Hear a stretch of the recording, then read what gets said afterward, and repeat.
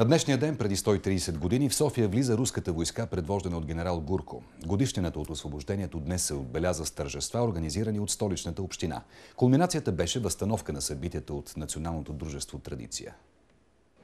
Както преди 130 години по днешната улица Московска, точно попладне и днес генерал Гурко влезе на бял кон в София начело на войската си. Това тържествено посрещане е предхождано от паническото бягство на Осман Нури Паша от града. Мястото, откъдето е влязъл Гурко, тогава се е намирало в покрайнините на София, но днес е пред столичната община. Господин Борисов, имам честа да ви поздравя с празника освобождението на София 4 януари и да ви пожелая все така бодро и напред. И преди 130 години студът е бил същия като днес, припомниха си председателят на дружество Традиция и кметът. Генерал Гурко му е било по-лесно мине Стара планина, отколкото през Връхбаба и през Арава-Конашкия проход. През сегашната ситуация, която е страната. През 3-метрови преспи са прекарали артилерията, конницата и пехотата. След тържественото посрещане, генерал Гурко лично е присъствал на благодарствен молебен в църквата Света Неделя.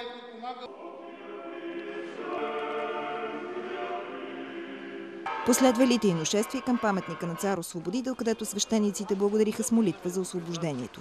За съжаление обаче, повечето софиянци не знаят, че днес е празник. Току-що, когато ги видях и се зачудих за какво събитие става въпрос. Знаете ли какъв ден е днес за София? Нямам представа. Освобождането на София от турско робство, не ли това? За да помнят софиянци какво се е случило на 4 януари, в градинката зад военния клуб днес беше положен камък от връх Шипка, а на 3 март там ще бъде издигнат 6-метров паметник на опълченците. 130 години след подвига на опълченците на Шипка, те вече ще имат паметник в София. Днес беше положено началото. Паметникът ще се издига в градинката зад Централния военен клуб. Идеята да има символ на героизма на опълченците е на инициативен комитет, който от началото на годината работи по проекта. Да бъде увековечен подвига, героизма на българските опълченци.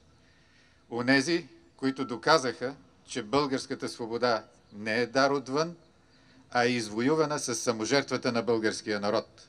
Фигура на опълченец с самарското знаме в ръка е избрано да стане символ на героизма им. Паметникът ще се издига на 7 метра височина, като основата му ще бъде от черно габро, мрамор и гранит.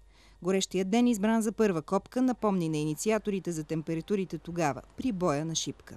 Сега още не е така горещо, ще стане още по-горещо. Прибавете 3-4 градуса отгоре, около 38 градуса е било тогава на връх Шипка, когато те са били при пълно безводие. 200 души са загинали, опитвайки се да донесат вода от изворите. И те заслужават този паметник.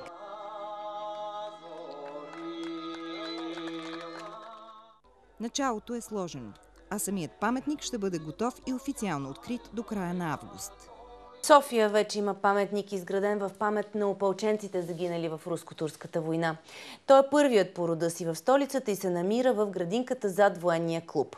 Откриването се превърна в тържествено събитие, на което присъстваха президентът Първанов, кметът Борисов, министри, посланици и военни ветерани. Ние помним, че в нашето недавно има нещо дивно, има нещо славно. Думите на дядо Вазов подеха вълната на признателност към хилядите знайни и незнайни опълченци и тяхната историческа жертва. Фигурата на знаменосеца Никола Корчев се извисява върху гранитен постамент, заобиколен от 4 барелефа. Автор на композициите е скулпторът Николай Савов. 7-метровият паметник е направен по картината на Ярослав Вешин «Самарското знаме». Изграден е с дарение от цялата страна. Отнасяйте винаги с почет и уважение към опълченците.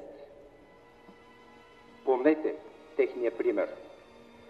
Обичайте България така, както те я обичаха. Не позволявайте на никой да оскърбява майка България. Защитавайте родината така, както те я защитаваха. Това послание вградиха в паметника на признателност към опълченците. 12 артилерийски гилзи с имената на загиналите и урни с пръст от съдбовните места от Кишинев до Стара Загора също остават в гранитния постамент. Не по сценарий, с поднасенето на първия венец забиха камбаните на храма Свети Александър Невски. Специално подготвен и пазен в тайна до днес прозвуча маршът на българските опълченци, който ще съпровожда честванията пред паметника всяка година на 4 януари и 3 март.